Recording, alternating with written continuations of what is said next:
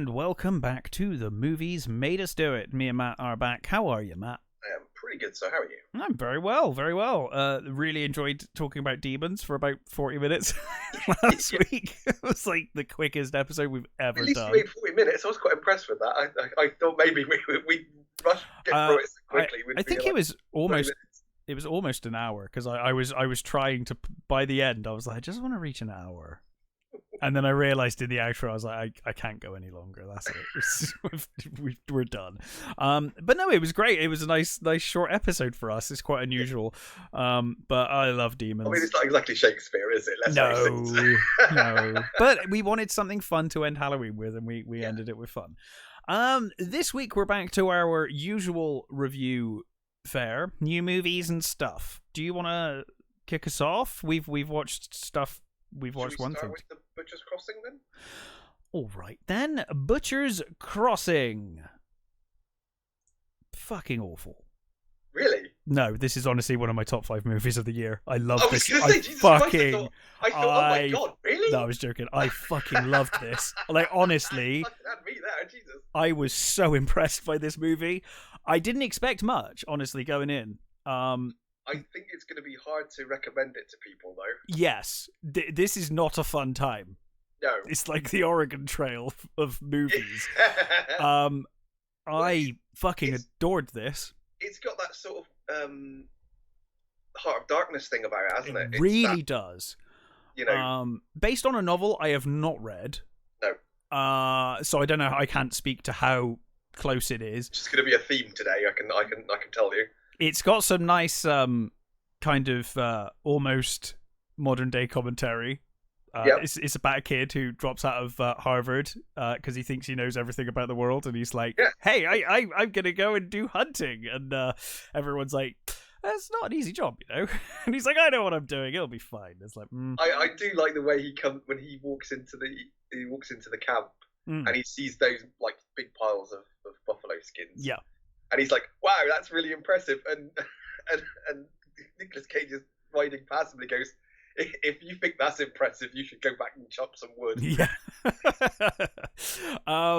So, directed by Gabe Polsky. I'm not sure what else he has done. Let's have a little look. Not a lot, by the looks of it. I think this is one of his first. One of his first movies, and what a way to start. Yeah. He's produced stuff before, I think, but stars Nicolas Cage, who in this, as he is in most things, is fantastic. Yep. Fred Herchinger, who plays the son. He's Will. He's like a pastor's son, isn't he? A well-to-do pastor, and is rich. You know, he's got money, so he's at Harvard. And because he knows the guy running it, like his father saved. Used to be homeless, and his father kind of saved him, and now he's It's going to be his chance to go out and because he wants this like he doesn't want a job like doing normal things. He wants to go out and see the world and experience things. Yeah. And Paul Raci. Xander Berkeley, tremendous cast. It's not Rachel Keller, who is like basically the only woman in it, really. Yes, and even she has a very small part in it. She's a very small part, but there are effectively about, well, I guess if you include her, probably like 6 characters and then some extras. Yes.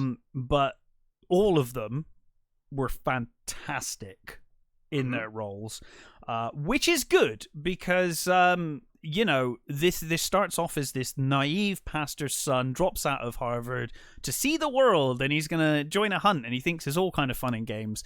And despite being warned off very early on and being told that's a terrible idea, go back to Harvard, you have no idea what you're doing, he insists and basically joins up with Nick Cage's character. Yeah, well, basically no one else seems to want to hire him. No one wants to hire him, and Miller... And Nick Cage's character is... going on a suicide mission. Ideas, yeah. He's got this... He keeps telling people that there's this herd... Because the buffalo seem to be... They're lots of...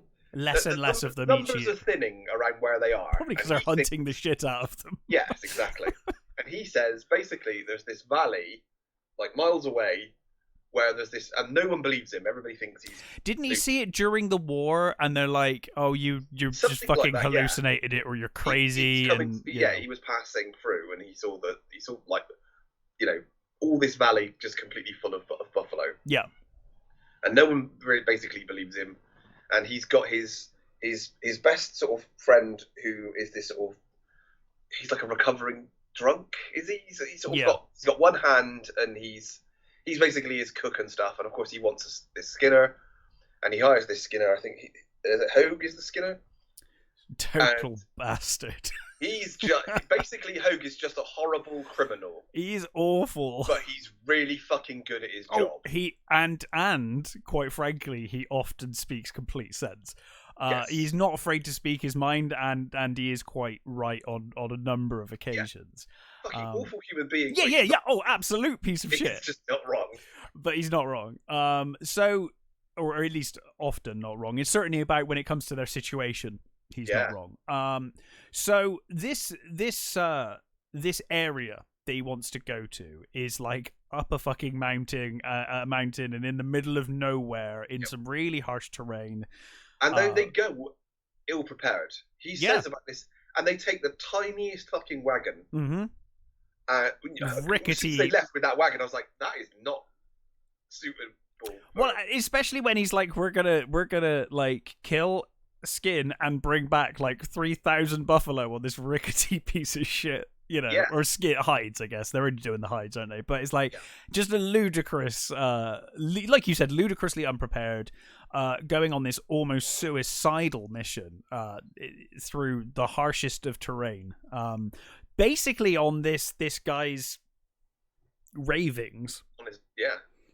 Now, this isn't really a spoiler. It's kind of early on. It does exist. He's right. Yes. They find the buffalo, and there are a shit ton of them. And the hunt goes very well. I mean, I must say, just before they find it, the scenes, the cinematography in this is amazing. Is beginning to lose it. They've run out of water. Yep. And he's having visions, and because this is going to take about a month, isn't it? It's like 20 odd days, I think. The initial trip. And they are, he's completely losing it. He's seeing, blood-stained versions of himself and other people, and he's dying things, and he's completely wet. And then he basically they ends up in a river. It's like, wow, they found water. But those scenes are I think that's really beautiful. The cinematography in this is fantastic. Sometimes you can tell that the background is a bit CG'd, but it's sure. I don't think it's not great, but it's not awful. The bits like some of the big the shots that stand out to me as being the most CG is like the big wide looking down on the herd. You're like, okay, that herd is CGI clearly, but obviously it's going to be.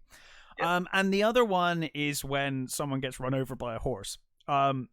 But again, it's like, well, you're not going to run a person over with a horse, and that's where, well, certainly not. Maybe in 1980 you would, but not now. But having said that, it's not that bad, and it's the only places where this film kind of shows that it may not have the biggest budget, because the locations that they shoot in are gorgeous, and the cinematography is gorgeous. So anyway, things go a bit awry after the hunt, and they end up becoming trapped in a blizzard. And they are going to be stuck there for 6 months, I think they said, before the pass can reopen again.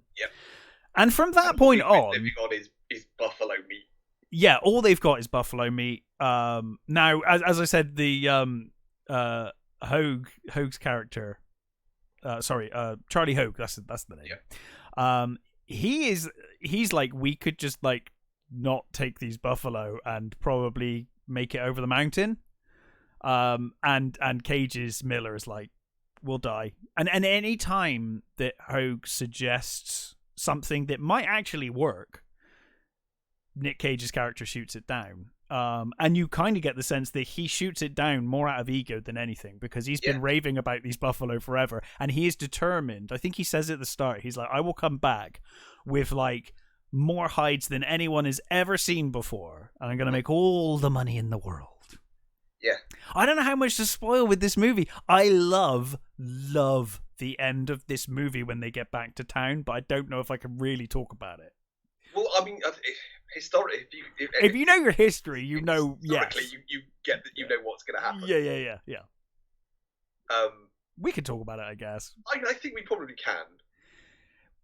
Skip the next like 5 minutes of this if you don't want to hear the ending. But yeah, it effectively, and like you said, if you know history, you know. But they're trapped out there for far too long, and by the time they come back, well, he becomes more obsessed about just killing the buffalo than anything else. Yeah. He's got some deep-seated issues, this man. Yeah. But we see the whole, all of them go crazy. I mean, the religious nut becomes even more of a religious nut. Yep. Hogue becomes even more of an asshole. Yep. They become angry at each other. Obviously, it's all due to the situation. Yeah. Like they're all heightened. We don't need to spoil what happens exactly. No. But it's a very harsh time for them, and it's very trying. Let's put it that way. But yeah, ultimately they get back and they discover that buffalo hides are worth fuck all anymore. Market's completely crashed. Yeah, while they were stuck up in the mountains surviving. And basically they come back to a pretty much empty town. Yeah, it's a ghost town because the whole town's wealth was or was based around the commerce of buffalo hides, which are no longer in vogue. The market's collapsed, and it's like the mining towns that dry up. Yeah. And that's that. And that's not too much of a spoiler. That's basically the overview, and we won't spoil anything that happens in the middle. Suffice to say, it's a very depressing movie. And I really like, every now and again, I really like a movie like this. That's just like, the world isn't always fair. Life isn't always fair. Yeah, and it's basically it's a frontier western. It's a middle of nowhere. It's that what was the Revenant? It's got that sort of Revenant. Yes, it does very much have that feel. About it, and it's not going to be for everyone because, to be fair, at times not a lot happens. They are you're just watching them basically starve, which is kind of the point. Yes. It very much is, and you very much get that feeling of isolation and being stuck with people you're not necessarily friends with. Yeah, basically workmates that you didn't particularly like when you left, and now you're stuck with them. Yeah. Tremendous film. Tremendous cast. And Cage's. Oh, he's fantastic in this. This is understated brooding. But I mean, he really has shown in the last 4 or 5 years. He's really shown his range. Yes, really, and this is one of my favorite performances of his. Now. Yeah, he's just tremendous. The when he's just sat there shaving his head. It's kind of like the scenes from Predator with Yes, yeah, it kind of is actually. What's his name? His character, Billy. No. I forget his bloody name now. The one who keeps shaving becomes increasingly unhinged after his friend dies, and he's just there shaving his head with a bic, basically. Is his name Duke in it? Billy Duke. Yeah, that's his real name. Oh, that's his real name. What's his fucking character name then? I have no idea what his character name is. That's really weird. What his character's name is. I can't kind of think of everyone else's name in that movie except for his. Yeah, you're right. It is Bill Duke, isn't it? So yeah, I don't know. Oh well, never mind. In any case, yes, he and the sort of the seething sort of, you just feel that any moment he's going to explode, and he never really does. Not in the way that you think so. Not in a way that you've I think you're expecting maybe one of. I was expecting him explosions at some point, and I don't think you really get that. You get a different sort of. You get a different thing, but what I love about it is there's a real sense of tension. Explosive tension around him, like you said, where you feel like he could go off at any point. Yeah. There was a point in this movie where I legitimately thought, oh, this is going to be about him basically murdering them all out there and going mad. I thought it was as well. You know, like, and the performance is so good. I genuinely believed that for a while. I thought that was the way this movie was going. I really can't sing this film's praises enough, to be honest. It ends with sort of with this message about the buffalo and the I think is it Blackfeet that something like that. I think it's Blackfeet tribe that basically all of the buffalo in the movie are all handled and owned by the Blackfoot, I think it is, and it basically it's saying that, you know, that they've brought them back and, you know, they've handled all the sort of conservation of we didn't actually shoot 3,000 buffalo in this movie. yeah. But I'll tell you, it bloody looks like they did. Yeah, they did a very good job of they did a very good job of making it look fucking brutal. And it's disgusting. Yeah. It's disgusting. You know, really, really well done, and it really does give you an idea of just what had the waste. Yes. You know, I mean, there was I like a lot of Western sort of history and stuff, and people, like rich people, would like take train rides out to these places, and they would shoot them as they were going along on the train. Yeah, not even taking them or doing anything. Like, they're just dead for no reason. The train and carry on going, and they were. It was absolute, you know, ridiculous. And of course, eventually, you know, the fashion for buffalo hides went away, and that was it. Yeah, and that was the end of that. Kind of in a weird way, it was almost like in the same. It would have happened anyway. They would have just ran out. You know, because they nearly did. You know, there wasn't very many of them left come the end, so it would have, through necessity, it would have finished anyway. Yeah. I also really liked in this movie, you know, at the start, I had a bit of a laugh at Will, because he's a bit of a, you know, Gen Z, just out of college, I know best. Twat, isn't he? But by the end, I was like, oh, actually, he has learned and he has kind of seen the world now, and he's kind of like, no, I kind of got what I was looking for. It wasn't what he wanted to happen, but he's learned. He's you know, he is now experienced in the world and how things are and how brutal things are, you know. I really liked his kind of character arc through the movie, from like insufferable twat to you know, someone that you can kind of be like, okay, yeah, he's you know, he's learned. And so there's some great scenes with it when the storm hits and they're all, you know, quick, get underneath some, you know, the hides as quickly as possible, you know, don't fucking move, wait until, you know, we can call you all clear, basically. And there's some absolutely beautiful scenes. Yeah. And like I said, it's not gonna, if you go in expecting a sort of a western of you know, gun battles or you're not gonna get it. It is not that. It's a very quiet sort of thoughtful. It's a very quiet, thoughtful movie that sort of, you know, takes its time with what it's doing. It's brutal in its harsh realities of the world, not in gore or violence or, you know. And I'm sure people would find it very boring if the wrong person, probably. Yeah. Because it's really it's not that, it's got no.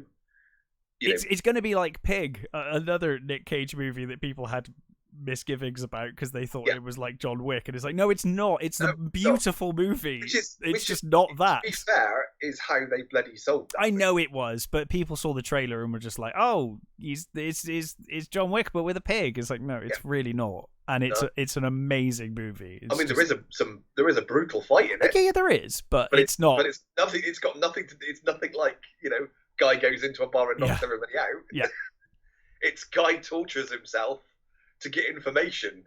Yeah. You know, and this is, you know, I don't think it's anywhere near as good as Pig, but it's a no. I'm not saying that. No.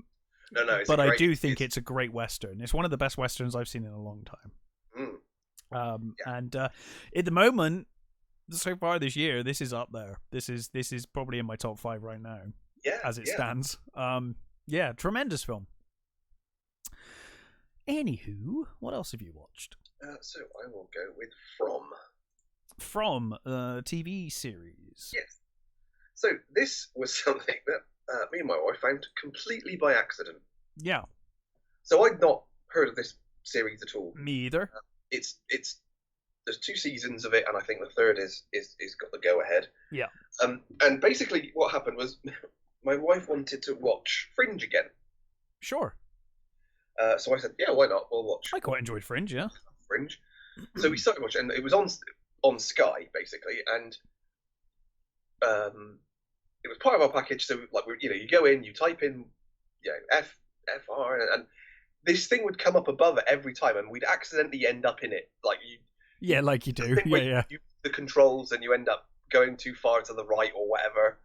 So we end up going into this thing, and it's like it was just sort of one of those funny little things that you keep doing. And I was like, my wife said, we really should find out what that fucking series is. Yeah, it's just actually once and for all. Yeah, I've thought that too. And I thought, okay, I'll look it up. So we looked it up. And it was like, oh, that actually sounds really fucking interesting. So when we finished Fringe, we'll actually give it a go. So basically, it's I'm not quite sure where you could say it's set for certain reasons, but it's basically starts off with this family, mum and dad, boy and girl, kids, in a camper van, and I think they're supposed to. I'm not sure whether they're going on holiday or they're coming back from holiday. And you get the impression that all is not right with this family. They've had a loss, and they're sort of. It seems like they're sort of struggling through, and they come across a fallen tree in the road, and they get out of the RV and they look around, and they get this sort of weird swirl of crows, and they're a bit sort of, well, that was fucking weird. So they go around the tree, and they end up in this little town, and they now cannot get out of this town. Right. They drive through it, and they end up back in it. It's now basically permanent, and they discover that in this little town, there's a number of people that are surviving here. And what happens at night? Monsters come out and eat anybody they find. They have these little charms that they put over the doors in houses, and that for some reason keeps these monsters at bay. But if you're caught outside, they will just rip you apart and eat your innards, and they will torture you to death, while doing it. They're kind of like Reavers, I guess. Sure. Except for the having what was sex. That? What was that? I think it was Japanese, or was it Japanese? The TV series when monsters come and drag you to hell, and they just like kick the crap out of you and drag you to hell. Oh, there's a couple like that. I can't. It's a recent series. It's on Netflix. Well, I know the one I can't think of the name of it, but yeah. I know what you mean. Yeah. Similar. Yeah. So. Because they seem to quite enjoy torturing, hurting you a lot before they take you, kind of thing. So you've got I'm going to butcher this poor bloke's name there. Harold Perrineau plays Boyd Stevens, who he's the sheriff of this little community. And he's kind of one of the main people keeping it together. There's a priest that's helping as well, and you discover that there are basically there are two factions in this place. There are people that live in Colony House, which is this massive like mansion at top, and then there's people that live in the town itself. And the people that live in Colony House are sort of, they live for the moment. They're sort of slightly hedonistic, slightly hippie. And they're controlled by Donna, played by Elizabeth Saunders, and you've got the ones in the town who are trying to live a life and sort of live as normally as they can. Yeah. And Boyd is sort of kind of in charge of those. Donna's in charge of the others, and you have to, when you come in, you have to make a decision who you're going to live with. Sure. And as the series sort of goes on, you find out more about the people that live there, and everybody that basically lives there encountered the fallen tree. Right. And the thing is they've come in from all over America. There's so like one will be in like Wisconsin and they'll find it. One will be in Texas and they'll find it. Another came from New York. So there doesn't seem to be any real link link to where they are. It doesn't seem to have a anchored point where this place is. And the first season I liked a lot. The first season, there's a lot of like really cool, intelligent dialogue. There's some really nice ideas. There's a really great bit where in the very first episode, I'm not really spoiling anything. So one of the guys who's living here, he's got a kid and a wife, and he is too drunk to go home, so he passes out and he's in the bar. Meanwhile, his wife and his kid are in their house, and they're sort of, they're frantically waiting for him to return. But obviously, night falls. That's it. You can't go out once the night falls. And these creatures, they tap at the windows and they ask you to come out. And in this point, there's an old lady tapping at the window saying to the girl, oh, I'm your grandma, let me in. And of course, the girl lets her in, and then they get eaten. And the father basically, the sheriff says, what you did, is, you're supposed to look after your family. You fucked up. You have to go in the box. Now they've got this like a horse box outside, which basically was a threat that if you fuck up in the town, if you do something so bad, you have to spend the night in the horse box, and basically that's it for you. Right. But the dilemma is that Boyd has set this up, but he's never had to use it. Right. And he's like, I've got to do, I'm not going to put him in there. I'm not going to do it. And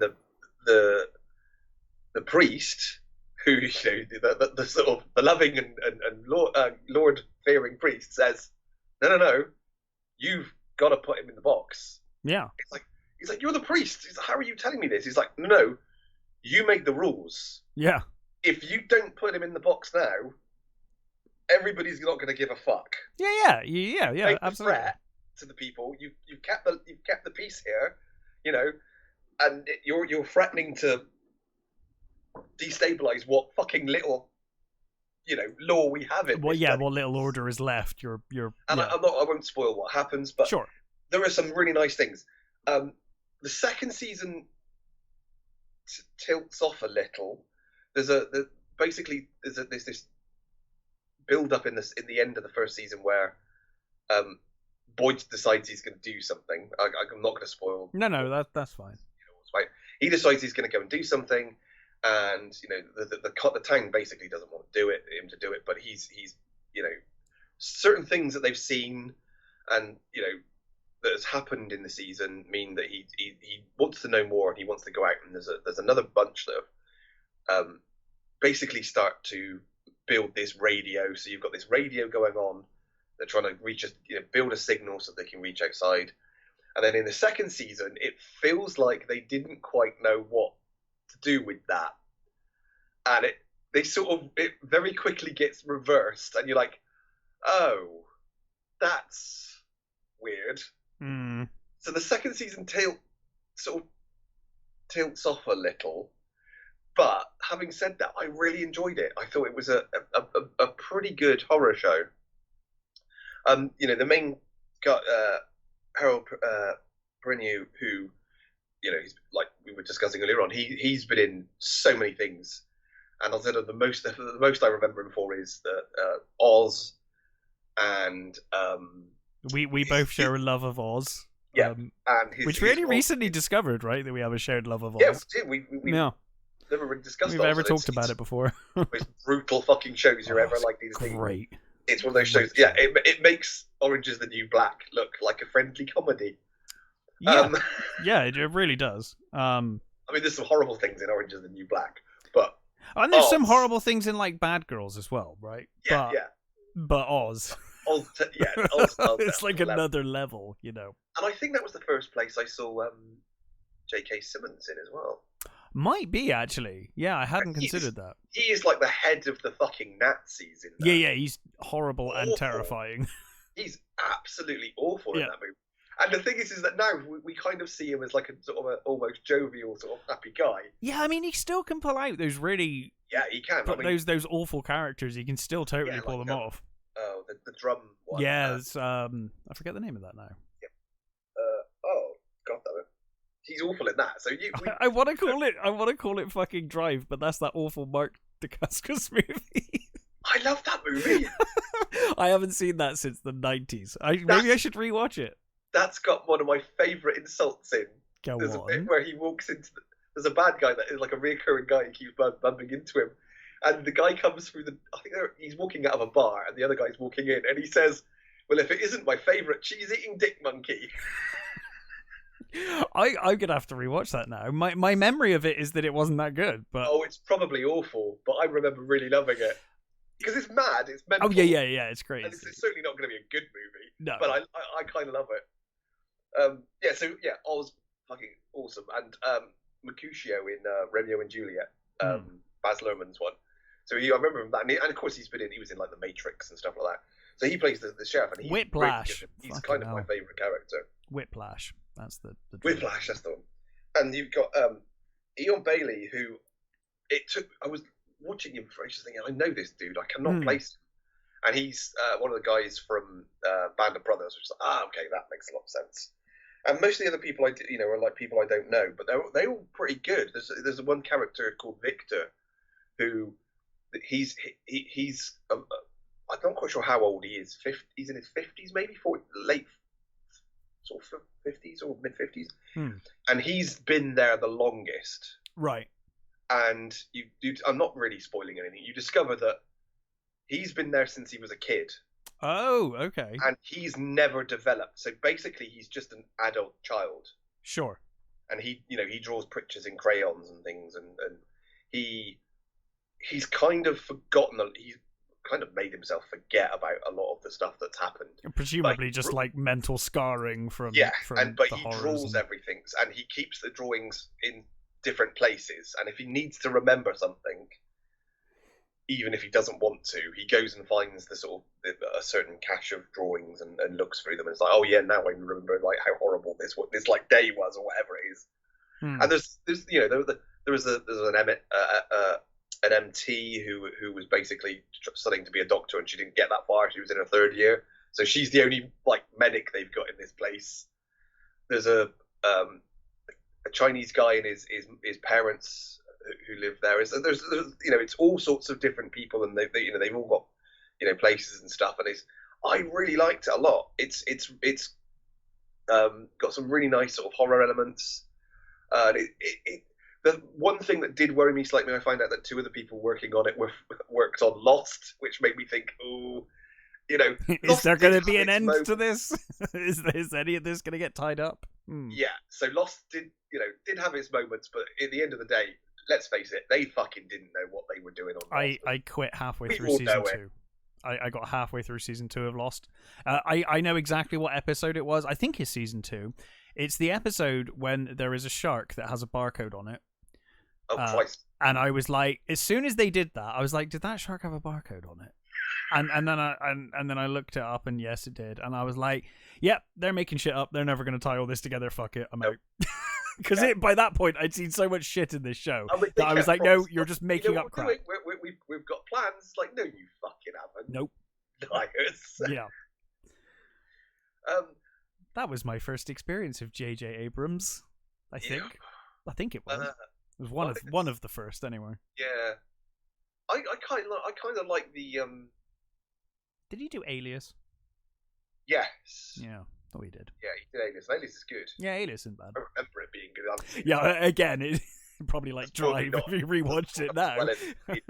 Yeah. Yeah. But I really enjoyed it. It's again, it's not going to be forever because it's a sort of weird horror. I like weird horror, and it's got a good cast, so I'm quite tempted to check this one out. So does it end in season 2, or is it looking to continue? No, there's a third. I think there's a third season on the way. Okay, cool. And yeah, it's got obviously it's going to be it's one of those series that doesn't give you all the answer. It's going to keep giving you more questions, and I'm hoping that it's not going to end up like Lost. I'm hoping they do have a fucking plan. That would be nice. Despite the fact that at the beginning of season 2, you know, they ditch everything from season 1. Things that happen are like, oh, they dealt with that fucking quick. It's it's the equivalent of you know, oh my god, it's the end of the universe, and then after title credits, sonic screwdriver, problem solved. It's not quite that bad, but yes, I see what you mean. Yeah, it's not quite that bad. That's like the new Who trope. Is like they built massive things up and then just immediately like sonic screwdriver done. Yeah. Oh, I mean, the old series was kind of like that. No, it was. It got worse. Yeah, it was certainly a thing. I mean, that's the problem with cliffhangers, having to have a cliffhanger. Yeah. You have to end on it. I mean, still, you know, whenever you think of terrible cliffhangers, it has to be the one from Dragonfire. Which one? The one where Sylvester McCoy goes over the railing. Oh god, yeah. For some reason. Yep. Which I actually read somewhere that there was supposed to be a better reason. Okay, right. There was supposed to be a ledge that you can't see there, and he was supposed to be trying to reach this ledge because it's supposed to lead. He thought it might lead somewhere. Right, which would make a lot more sense. Ran out of time and went, "Oh, we'll just do the cliffhanger and not worry about the rest." It's like, but then you just made the most pointless cliffhanger ever. Yeah. It just ends with him hanging off the umbrella, like not through necessity, but through stupidity. Sheer stupidity. Yeah. It is Dragonfire, isn't it? I think it is Dragonfire. Yeah, I know the episode anyway. Now that you've said that, there's so much good in that. I mean, they completely rip off Raiders. Yeah. In places, but there's some really good stuff, and plus, it's the first appearance of Ace. So yes, it is. Yeah. So I would recommend if you want to see you know, something, a sort of mystery, I guess you could call it mystery box TV, which is not a good thing to say really these days, but it's a good sort of mystery horror thing, and it's got its place.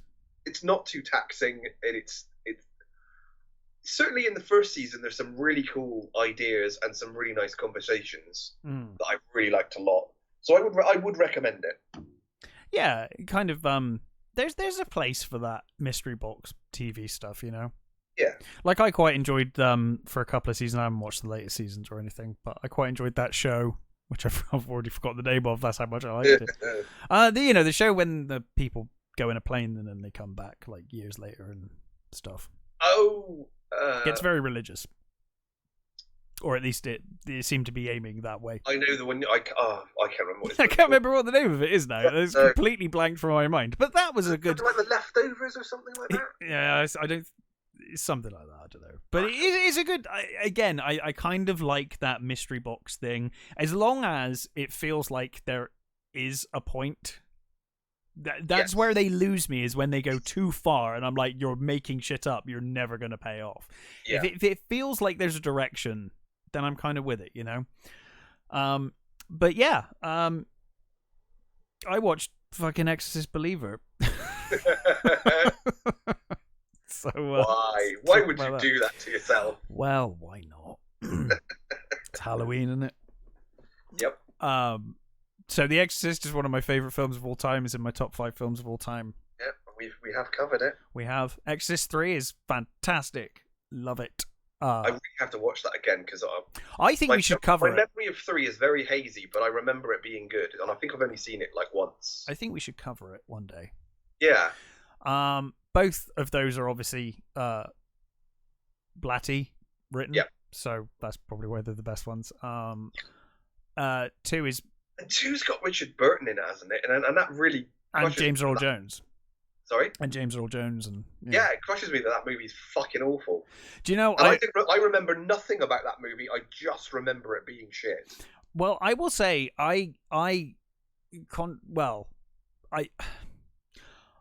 2 is a shit film.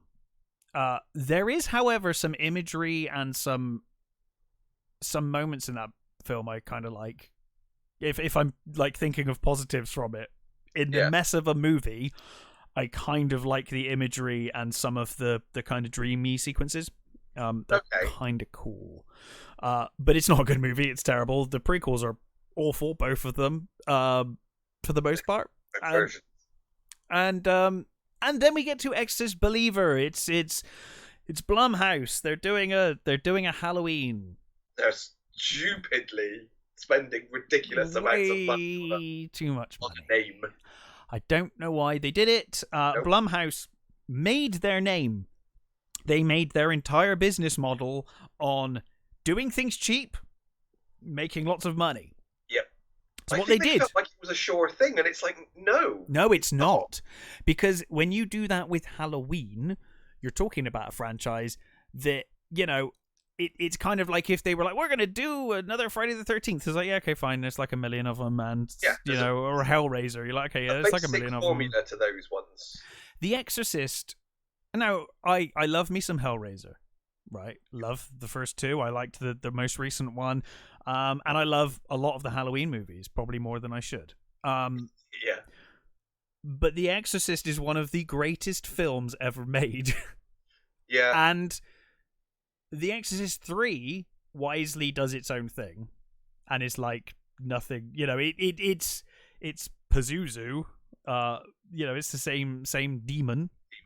Yeah. But that aside, totally different situation, and it's about the relationships of the characters and the crisis of faith and all of that kind of stuff, right?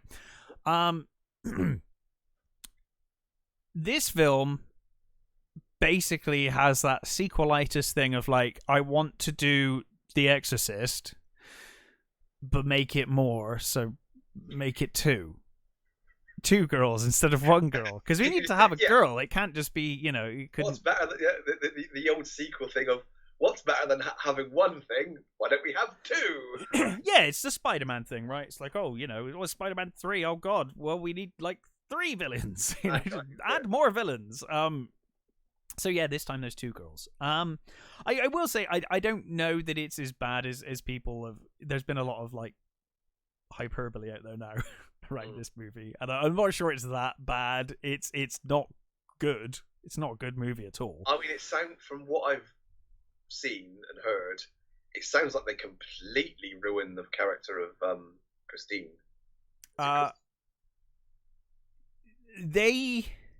It almost feels like a Highlander 2 situation, honestly, where they're making a sequel to a film they haven't watched or understood. Really. I will say the opening and the first kind of act of this movie, I was reasonably invested. It starts off in Haiti, in 2010, whenever the earthquake is. We see a photographer called Victor and his wife, and they're on their honeymoon. She's pregnant.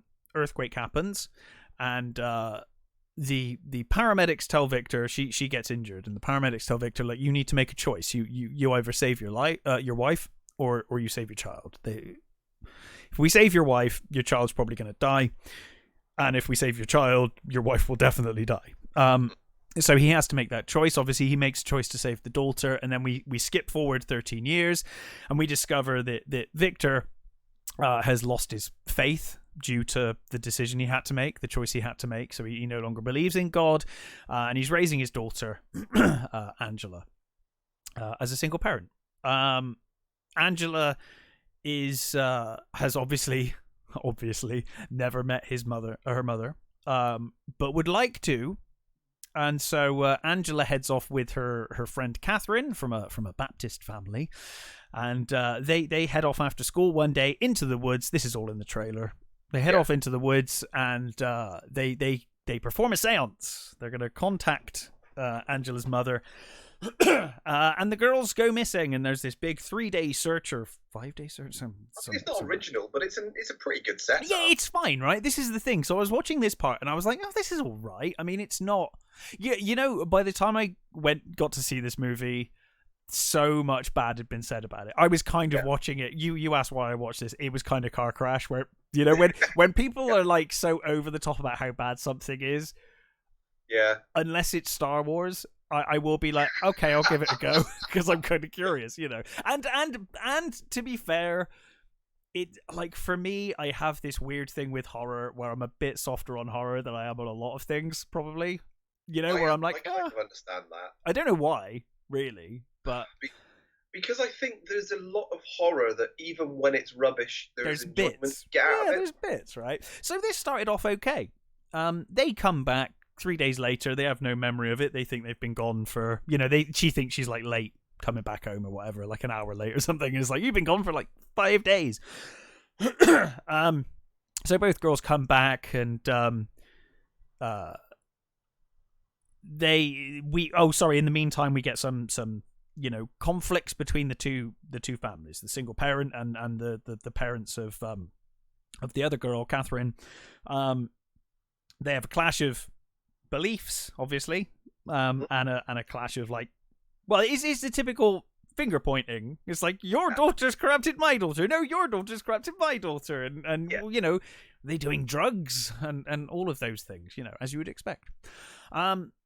Anyway, they've been possessed, and they're both possessed, and that's in the trailer. And then it gets stupid, really silly. They get worse and worse, and then there's there's a nun, an ex-nun. She was gonna be a nun, and then I think she was going to be by the way, I watched this like over a week and a half ago, and I've forgotten pretty much all of it. as always happens with bad, those movies when you're like, I've erased most of this from my brain. Yep. There's a nun, and it's a preservation thing. Yeah, it is. Yeah. It's like my memory's bad enough as it is without holding this crap into memory. Let's store that into memory. Put that in the recycle bin. She was going to be a nun, but then I think she got pregnant. And she had to have an abortion, so she didn't become a nun. And so she has... I don't know if this must be... I'm guessing they didn't make this up. Nuns get given a name. When you become a nun, you take on a new name. Yes. Yeah. You're... Didn't know that. Yes. So I learned something from this movie. The Exorcist Believer has taught me something. Bride of Christ. So she never got her name, obviously, because she never became a nun. But she knew what her name was going to be, and she's never told anyone ever. But one of the girls says that name to her. So she's like, oh, you're possessed. I know that because I've never told anyone this secret name. And she tells Victor, and ultimately she's like, oh, you need to go and find Ellen Bernstein because she'll sort you out, because Ellen Bernstein's written a book exploiting her daughter, because that's the kind of thing that Ellen Bernstein's character totally would have done in The Exorcist. That's exactly what she would have done. Chris, because Chris McNeil, man, she just loved exploiting her daughter in the first movie, and oh god, that treating her like shit. The whole idea money. That she wrote a tell-all book, it's such a this is where her daughter doesn't talk to her. Where it totally lost me was like, why? She doesn't act like Chris McNeil one bit in this movie. Like, it honestly, sad to say, especially considering that she's a fucking great actress. Oh, she's fantastic, and I'm not blaming her performance. Is fine. There's no I think she initially said no to the role. I think they offered her a load of money, and she said no. And then they offered her more, and she basically said, "Okay, I will." If you start a scholarship in my name at some college... Yeah, because she thought it was rubbish, right, when they made it. Yeah. It wasn't until, afterwards, everyone was like, this is one of the best films ever made. And she was like, oh, yes, I knew that. It's like, she thought it was just garbage. I think she thought it was like some schlocky horror thing. Yep. And didn't realize that it was like cinematic masterpiece that it is. No. But this movie goes completely off a cliff when they go to see Chris. As soon as they go to see Ellen Bernstein, this movie just falls to shit. It's clear they've either not watched The Exorcist, or they don't understand The Exorcist, or they didn't pay attention to The Exorcist. Maybe they were just looking at their phone. I don't know. Yeah. No, I think the thing is that I think people have an idea of what The Exorcist is. They think that but if you're making a sequel, you should probably watch the movie and understand that it's nothing to do with the girl. The Exorcist has nothing to do with the girl. It's not about that. It's not about that at all. The girl gets possessed, yes, but that is not the point of the movie. The movie is about priest, faith, and Chris in The Exorcist goes to every length she possibly can to save her daughter, and she's outside of religion. She turns to religion as a last resort. Yeah, there's nothing else fucking left. She's so desperate, she will entertain any idea. Yeah. Because fucking scientists have done every test known to man, and they can't fucking find out. Yeah, and meanwhile, you've got, you've got the priests with crisis of faith, and a terminally ill sick mother, and there's a lot going on in that movie besides girl gets possessed, which is all this film really thinks it is. It's like girl gets possessed, and now it's two girls get possessed, and and suddenly Chris McNeil wrote a book exploiting her daughter, and so her daughter rightly fucking hates her for it, because And I think that's what all sort of possession movies basically after Exorcist pretty much do exactly that. Yes, they miss the point, and they're usually a child or a girl, usually a girl, gets possessed, and then somebody comes along, and there's backbending and weirdness, and then smells and stuff, and then they get rid of the spirit at the end, or don't. Yeah. So anyway, she turns up for 5 minutes. She's probably in it about 5 minutes, 10 minutes, maybe at most. Well, she got a good payday for it, as it were. Well, good for her. Good for her. And whoever benefits from her scholarship. Yeah, I mean, they don't understand the character at all. They don't understand the original film at all. She apparently wasn't allowed to perform she wasn't allowed in the room during the exorcism because of the patriarchy. I heard, it's like, are you fucking kidding me? Like, no, she wasn't a fucking priest and had no idea about exorcisms or anything to do with it because she wasn't fucking religious. She didn't really follow any of it. Like, it was her last ditch attempt to save her daughter. She didn't have a fucking clue. That's why she wasn't in the room. And if you'd watched the original movie, you'd know that. There's nothing to do with the patriarchy. It's because she wasn't like, I wasn't allowed to perform my daughter's heart surgery because of the patriarchy. No, it's because you're not a fucking heart surgeon. Like, what are you talking about? Bizarre. Absolutely bizarre. Also, the calling out the Catholic Church for patriarchy is a bit late. It's the lowest hanging fucking. I know, right? It's like a bit late. Possibly fucking fine. Yeah. It's like, the Catholic Church is patriarchy. Is that meant to be a revelation to me? We didn't notice. We didn't notice. Yeah.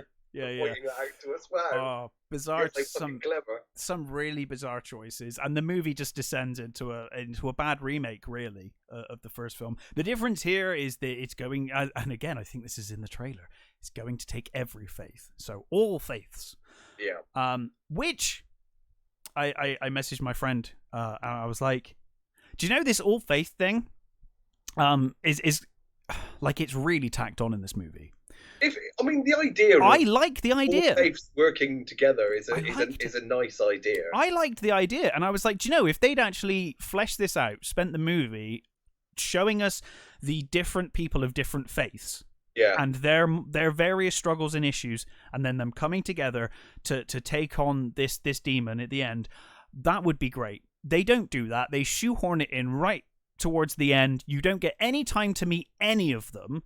So when they start fucking dying off, you're like, oh, who are you? Why do I care? Because they don't bother. It's like, victim number 2, please.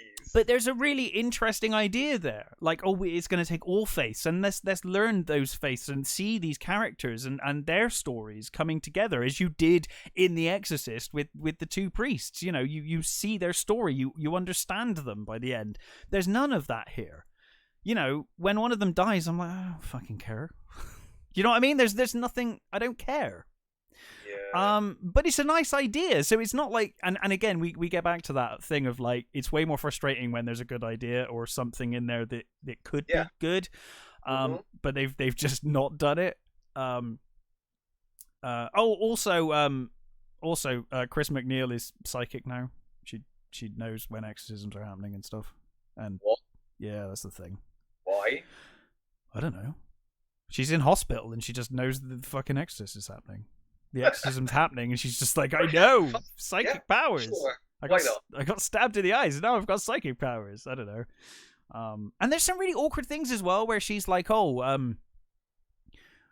she's like goes and sees the girls, and she's like, you've met me before, you know me, and it's like, you don't even know it's the same demon. Like, what the fuck are you talking about? Well, it's not. Yeah, that must be the part of the psychic thing then. Well, again, it's like she just knows fucking shit. It's bizarre. It just feels really, really rushed and thrown together in terms of plot. Honestly, I saw the trailer and thought, no. I liked the first trailer. The teaser I quite liked. The second trailer I was like, oh, warning. The first one I was like, okay, that's kind of cool. It kind of just felt like they had a sort of stylized version of Tubular Bells, and yeah, it was like, I see what they're pushing the buttons here. And Gordon Green, the director, he previously done the Halloween movies, hadn't he? Yes, which you can kind of see why they picked him. Well, the first of those I really liked. The second one I hated so much I didn't watch the third one, and I hear the third one is just straight up awful. Yeah, I haven't bothered with the second or third. No. I wasn't a massive fan of the first, so the second one great stuff in the first, me. But no.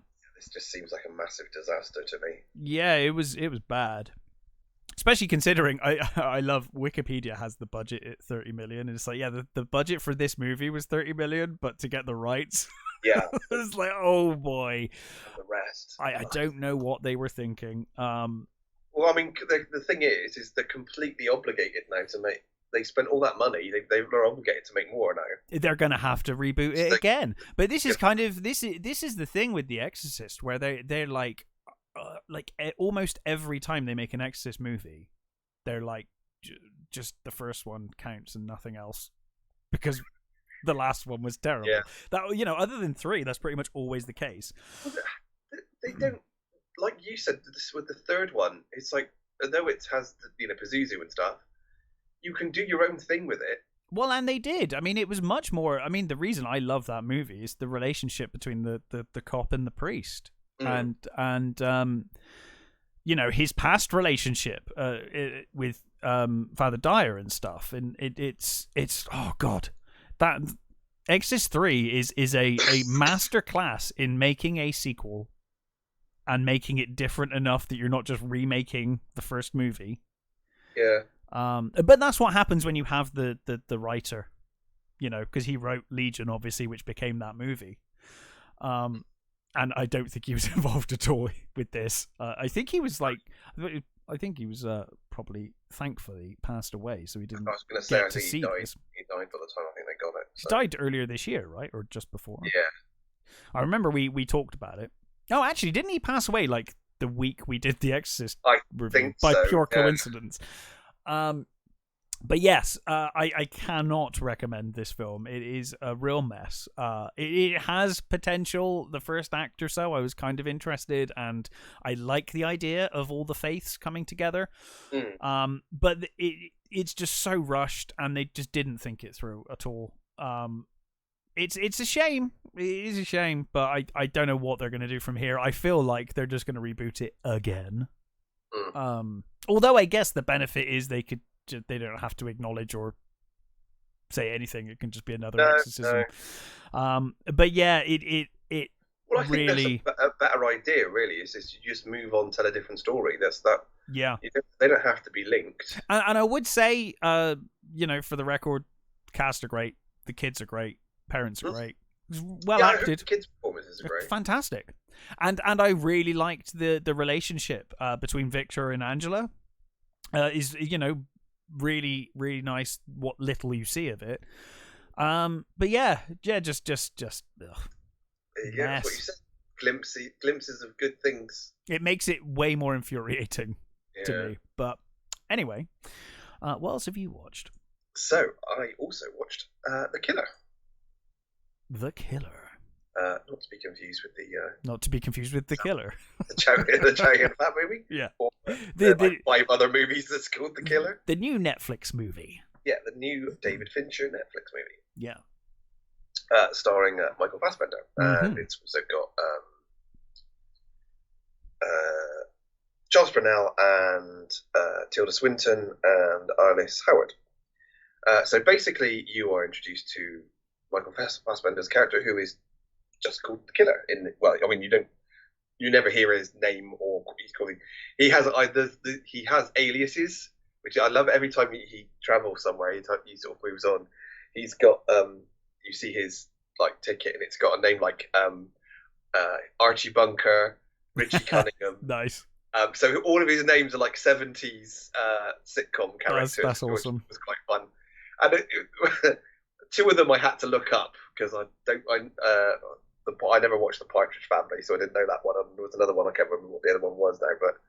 But so yeah, he's basically you've got he's in Paris, and there's a voiceover throughout, and it's his sort of internal monologue, and he tells you how meticulous he is about everything, and he has this mantra about not feeling anything, and never giving in to emotion, because that mistakes will happen. Or, he's everything he has is meticulously planned, and he's down to his what he wears. He based his look on the German tourist he saw somewhere once. That he's like, German people avoid tourists like the plague, so that's why he chose this sort of bucket hat and sort of dodgy sort of tourist outfit. Yeah, fair enough. And he's in this sort of empty apartment, waiting for his target to appear in the sort of hotel opposite where he is, and it's not really a spoiler. Something fucks up. He makes a mistake, and through that mistake, sort of I would say that like the company, if you like, the company he works for, arrange what they call insurance for the client, which means basically you take him out. Yeah. But when he basically gets to what is his home, he discovers that I think it's his girlfriend has been attacked and tortured, and she's barely sort of alive, and he keeps saying, don't get emotion, get involved. It's not about that. It's all to do with otherwise you make mistakes. And it's clearly he's going. This mission he's going on is because of what they've done. And there may be some professional thing with it as well. But he goes. He finds out that his girlfriend says there were two. There was a man and a woman that attacked her, and he sort of gives descriptions of. She gives descriptions of them, and he basically goes. Then is like done in chapters, and each chapter is him moving on to the next person, and so on. And you see him, plan these sort of what he's going to do, and he gets this to do one of the jobs he gets like a recycling worker outfit and a wheelie bin, and goes into this building to do what he is. And he does. The mistakes he sort of starts making are quite funny. I don't think they're. I think in a dark humor way they are quite funny. Yeah. Because he's sort of shocked by them.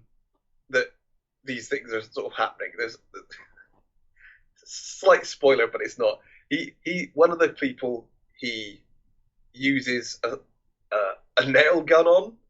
Right.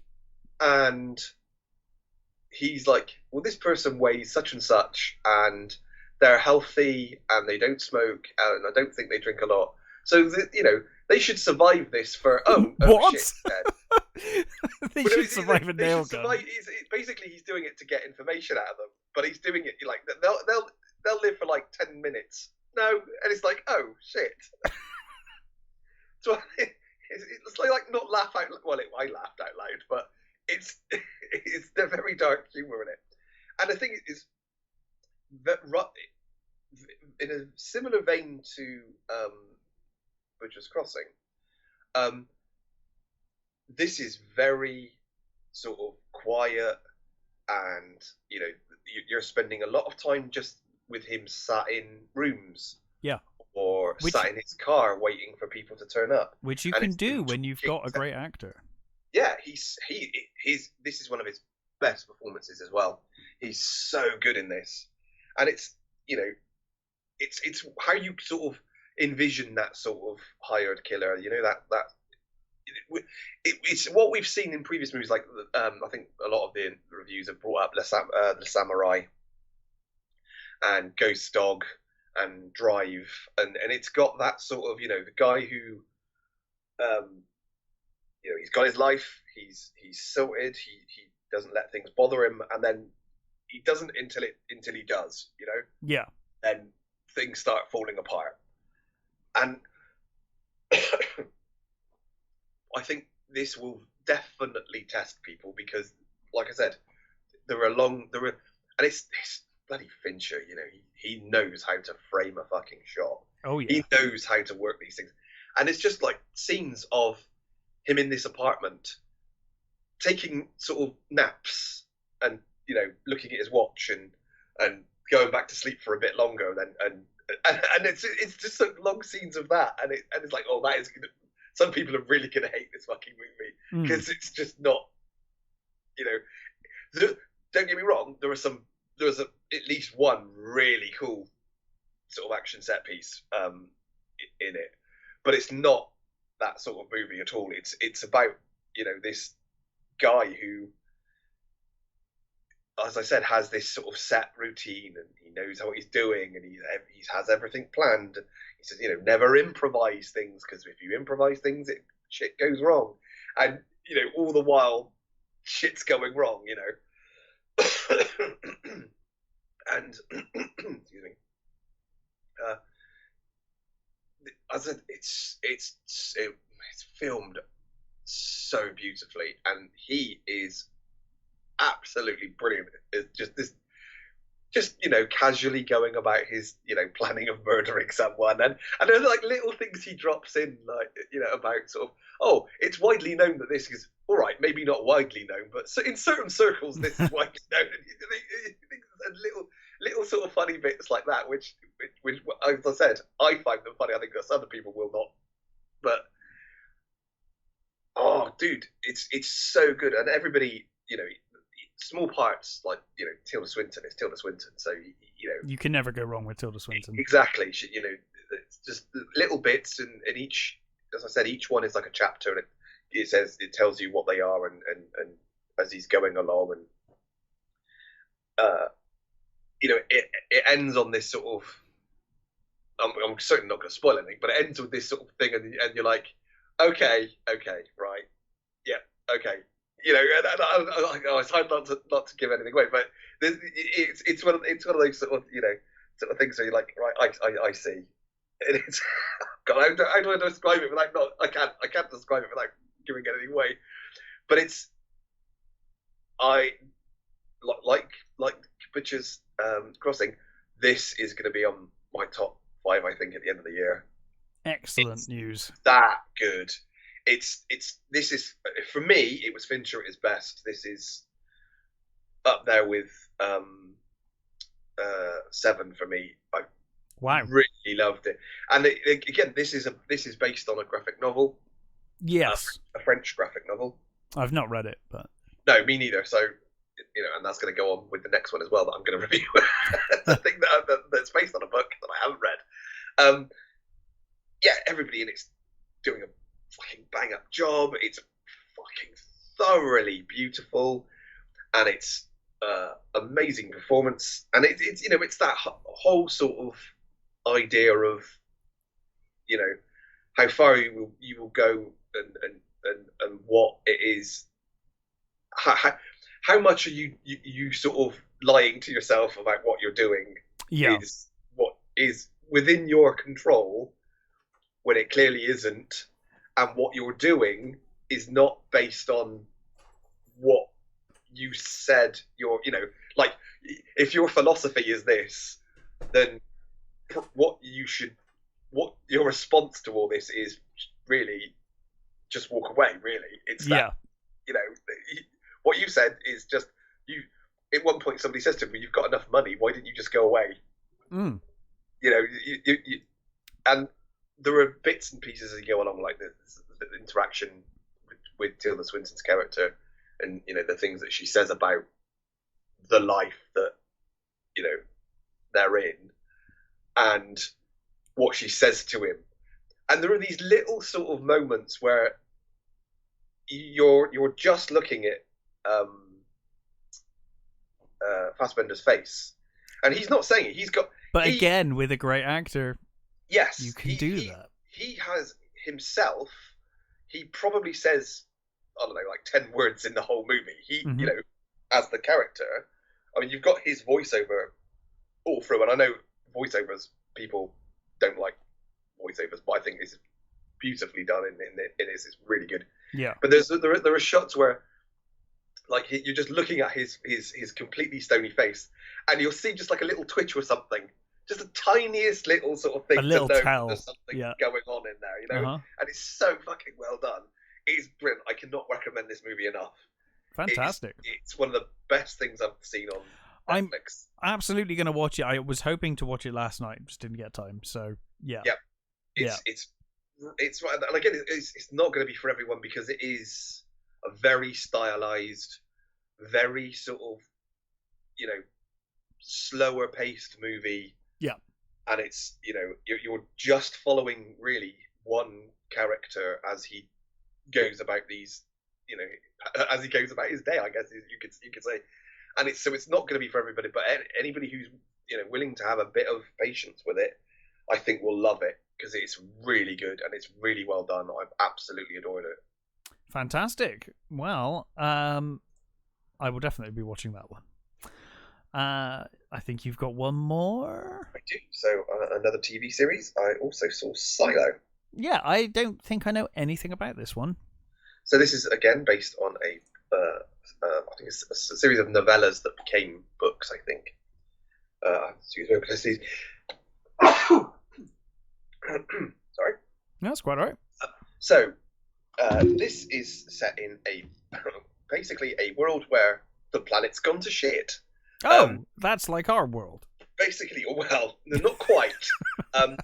In this world, the planet literally is fucked. Everything is dead. Oh yeah, we haven't got there yet. And we're a couple of years away from that one. Yeah, so there's a group of survivors basically in a silo, which has got 144 floors, I think it is. Right. And it's basically, you've got the sort of the slightly more well-to-do people at the top, and you've got the engineers and the poor people at the bottom, and in the middle you've got things like the judicial and IT and stuff like that. And basically, everybody who lives in this base, there are no records of the past. Okay. All any sort of like hard drives or anything that any object from the past that's found. I'm getting some 1984 vibes here. Yes, kind of. It's anything that's from the past is contraband, and you can you'll get fucked over if you find an object and don't give it in. And the for the beginning of the series, the first character is David Oyelowo's Sheriff Holston, and his wife, played by what's her name? I can't find a bloody name. Anyway, him and his wife, and there's this rule in Rebecca Ferguson. Sorry, Rebecca Ferguson. No, she's not his wife. It's she's Rashida Jones. Rashida Jones, thank you. You can thank Wikipedia, not me. I don't. Slight spoiler: she's not in it very much. Oh, okay. Because there's this thing. There's a rule in this silo that anybody if you say I want to go outside, then you go outside, right? Now there's the conditions for that is you get put in a suit, and they watch you go outside, and there are cameras that show you the outside world, right? So it's a complete wasteland, and there's this one particular one camera that's on this sort of barren ground with one like dead tree on it, and basically anybody who goes outside is told that they have to go outside and well, they don't have to, but they're given the option. They given a piece of wool, because apparently that's what the book's called. The book's called Wool, and go outside and clean the camera. And there's like a running bet with people that anybody who goes outside, whether they'll clean the camera or not. And everybody who has gone outside has cleaned the camera, right? And then basically you see them walk a little distance and die. Right. Okay. So Rashida Jones' character is convinced that they're not telling the truth about what's outside. She's convinced that there's something, there's more to it. So she goes outside, and she does clean the lens. She dies, and the cop is like, he's around for like a year, and eventually he goes, no, I want to. It's hard to not to. No, I know. Because there's this I whole know the thing. struggle. It's a big conspiracy stuff. There's lots of sort of. I got that from the moment you said that the history is illegal. I was like, okay. So you've got he decides he finds a few things out, and then there's this there's an accident. One of the characters, there's an accident, and he dies. He falls through in the middle of this silo is a staircase, and that's the only way up or down. There are no lifts.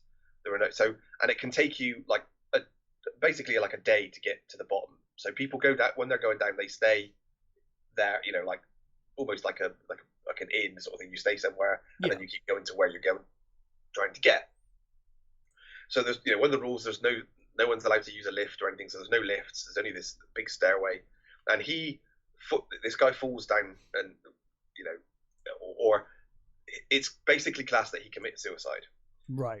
And he's convinced that he didn't commit suicide, and the guy's girlfriend, which is Rebecca Ferguson's character, Juliet, she is like, no, there was no possible way he committed suicide. Right. He would never do that. But she works in engineering. She's one of the best engineer that they've got, sort of thing.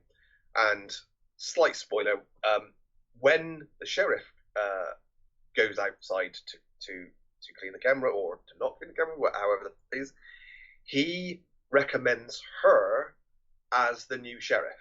Right. Which completely pisses off Judicial and IT. So the Judicial is this sort of they're like the stormtroopers and stuff. They're the heavies, and IT is the people that control all the information and make sure that nobody is doing things and stuff like that. And it's a minor thing. And Tim Robbins is the head of Bernard, the head of IT, and I've never liked Tim Robbins anyway, but yeah, he plays his character very well in this. Right. And you've got Common, who is he's sort of like the head of Judicial, and you've got this judge, and there's a lot of sort of bureaucracy and all that sort of stuff, and the question is, why did he leave? Why did he ask her to be sheriff? This is really weird, because Judicial has got their person that they want to be the new sheriff, and she's given this guy to be her deputy, even though he should be the new sheriff. And as I say, conspiracies within conspiracies, and she's got her boyfriend basically had a hard drive, and he had relics basically, so that it's obvious that he didn't just fucking commit suicide. Yeah. I really love this show. It's really, really good. Rebecca Ferguson is wonderful. David Oyelowo is not in it very much, to be honest. He was great in it. Common, I really like Common. He's one of the better sort of, because I think he was a rapper first, wasn't he? I believe so. Yeah, and I think he's one of the better rappers. I don't really know rap. It's not something I've ever really listened to. I mean, I loved him he was one of my favorite characters in Hell on Wheels. He was really good. Yeah. And he has this he's got this he's a really big dude anyway. And he has this amazing ability to just stand in a room and go, oh, I'm not fucking with that dude. He's got this really, even when he's not being threatening, he's just got this. He's just got that presence, brooding presence that really works for his character. Mm-hmm. And Tim Robbins, who I didn't realize is like, did you know Tim Robbins is 6'4"? I didn't know that. No, he was stood next to Common, and I thought, hang on, how Common's pretty tall. How fucking tall is Tim Robbins? He's bigger than him. I was like shocked to see that Tim Robbins. I guess I never thought of him as small, but I didn't think he was like 6'4". He's a really tall dude.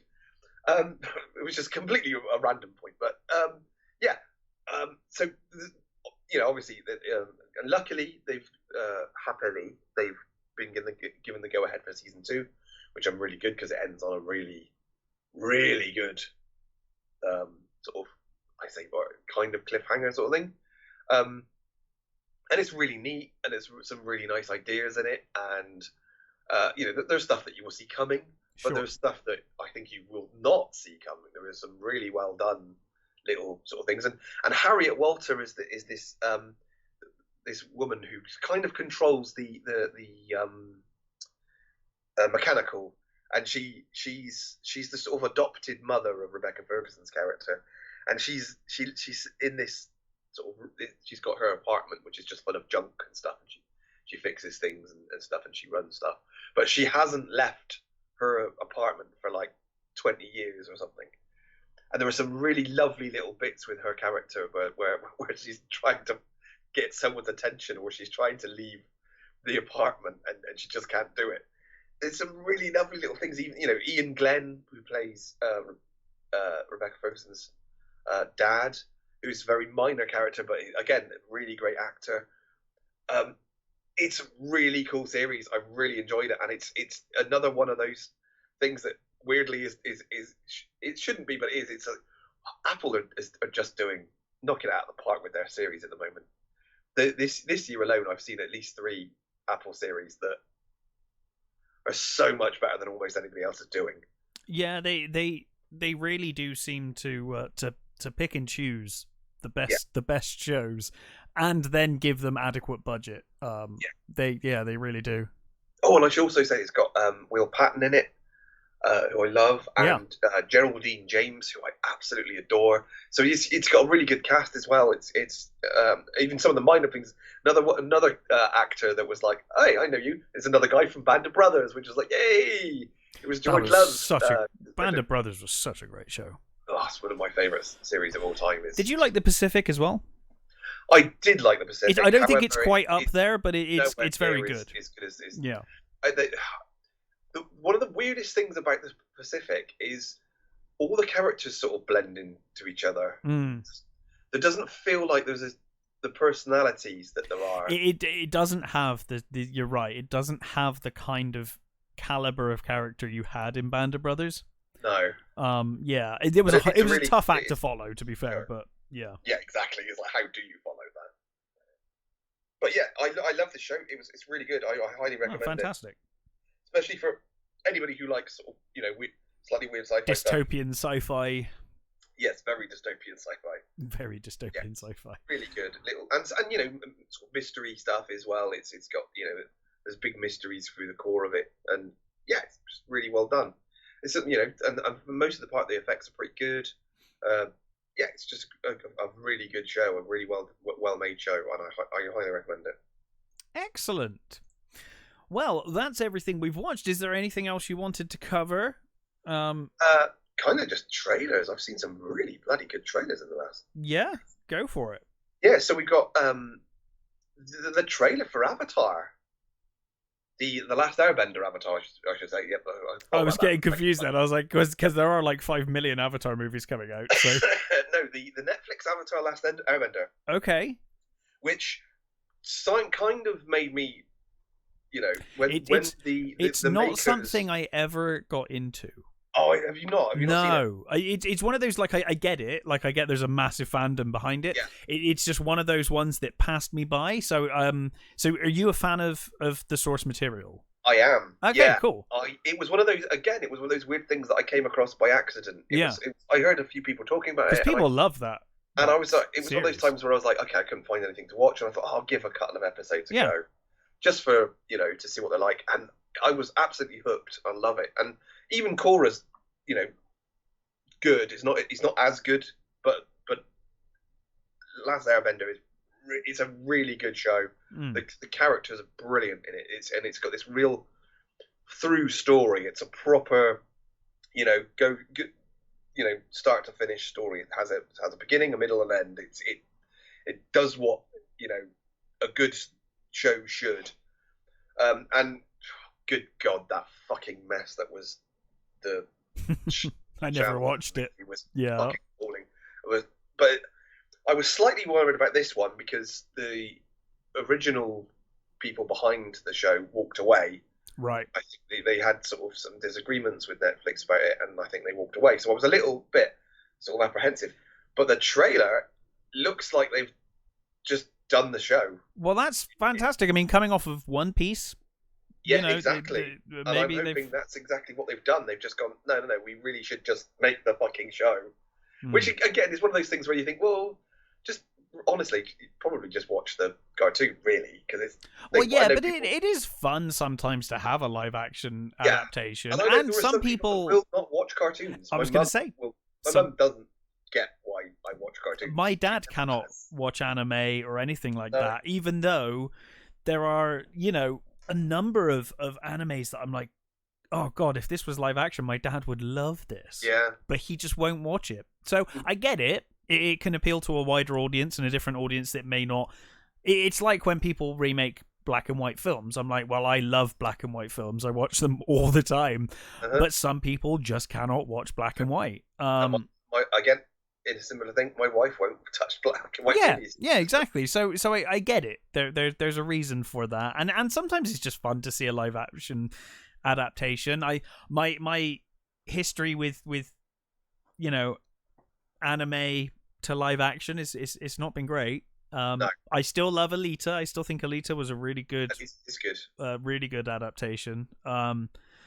But outside of that, it gets ropey. There's the odd thing, but I have yet to watch One Piece. I will watch it by the end of the year. But I was impressed with the trailer. I thought it was cool. It's a pretty sweet looking trailer, which looks like they've done a good job of. I mean, everything that was on the screen was like, well, that's who that character is. That's who that character is. That's their Lappa. It's great. I love it. Yeah. On a weird one that I didn't know that Netflix was doing, Dead Boy Detectives. Oh, really? Yeah. Oh. So this is, if you don't know, it's two characters that start off in The Sandman. Yeah.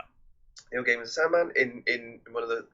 Is it included? Now, is this going to be an actual spin-off to their Sandman TV show? I don't know. Is it like its own thing? I don't know whether it's separate or not. Basically, it's about two guys one from the, I think it's from the 1914-ish sort of thing, sort of early, sort of, First World War time. I think one of them's from. Sure. And the other one's like was a mod kid. Basically, he gets bullied and shut in the attic, and there he befriends the ghost that's been there for years. And it's not exactly spoilers, but he dies too, and they end up sort of going off into the into the distance together. And there was oh yeah, I've seen this trailer. I just forgot I'd seen it. There was a sort of I can't remember if there was a Japanese woman or not. Somebody picked up the idea and made I think a graphic novel for it, so that it became its own sort of thing. And it looks like that's kind of what they're doing with this. So I don't know whether it is connected to the Sandman stuff, but it's I quite like the trailer, actually. I did as well. I'd actually forgotten I'd seen this trailer until I just looked it up, and I was like, oh no, I have seen this trailer. Yeah, it looks fun. It looked like there was a few modern-y things that was a bit... It does feel like... Well, I guess it would be anyway, but it does feel like a very different tone to Sandman, so now I am questioning whether it would fit. Because I saw the trailer and I didn't realise it was in that universe, so maybe not. Maybe I think it's own thing. Those sort of the graphic novels. It does look fun, though. I thought it was really interesting, and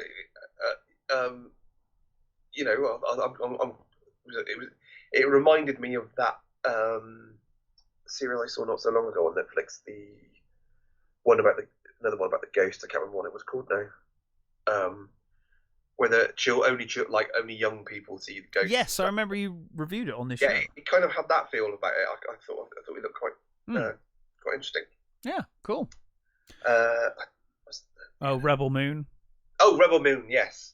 I stopped that one halfway through. It's a very fucking Zack Snyder trailer. I thought, okay, I'm not going to watch them any more of this trailer because I want to watch the movie. I'm gonna, I watched the trailer. It's a Zack Snyder trailer through and through. Really awkward dialogue, beautiful visuals. Yeah, but I'm not gonna judge it on that because trailers, and they've picked bits of dialogue and it kind of feels a bit clunky. And he's even got that like yet another morose cover of something. I've already forgotten what they covered, but I don't know. I can't remember what it was. Something, but anyway, it looks fine. I'm looking forward to seeing it. I'm curious. This is the thing: is I still have a lot of love for Zack Snyder. I have less so, but I'm willing to give it a go. Yes, it has, but I still get a bit of love for him. I did read something absolutely good. I read something absolutely bizarre the other day. Oh yeah, that this is connected to his fucking zombie movie. Yeah, like. I've heard it's in the same universe. But why and how and is it even relevant? And like, why have you done that? It's so weird. Yeah. Like, is it going to have? I just can't see how it's going to have any bearing on this. Just mention something that happened. Maybe. Oh, the Earth is all zombies now. By the way, that's what I guess that'll be what the conversation is. Maybe that is the case. Maybe maybe like humans have left Earth because of the zombie. I guess that could work. The whole place is zombified. That makes sense. That would work. Could be. Yeah. But no, it looks fine. I mean, visually, he is very good with his. He may overuse CG, but he's very good with how he uses it. It looks interesting, cool designs. It has. I think I said it looks like someone smashing toys together, and that's kind of what it still looks like to me. I don't mind that. No, I don't mind it. It's just an observation. It's like he's taken everything that he thinks is cool and shoved it into one movie, which is fine. I'm curious. I'm certainly going to watch it when it releases. I think it's December, somewhere in December, mid-December. It was his pitch for a Star Wars movie, wasn't it? So, and it kind of looks like. I think it's out on the 15th of December, which I will be. It sort of looks like it's a sort of Star Wars knockoff, really. I will definitely not be watching it on the 15th. That's Godzilla -1 release day, but I will certainly watch it around that time because I think it looks fun. This is part 1, right? This is at least 2-3 parts. Yeah, and I'm sure it'll be like a million hours long. It does, I suppose. Yeah, I'm sure it'll be like 5 hours long per piece. Yeah, per episode.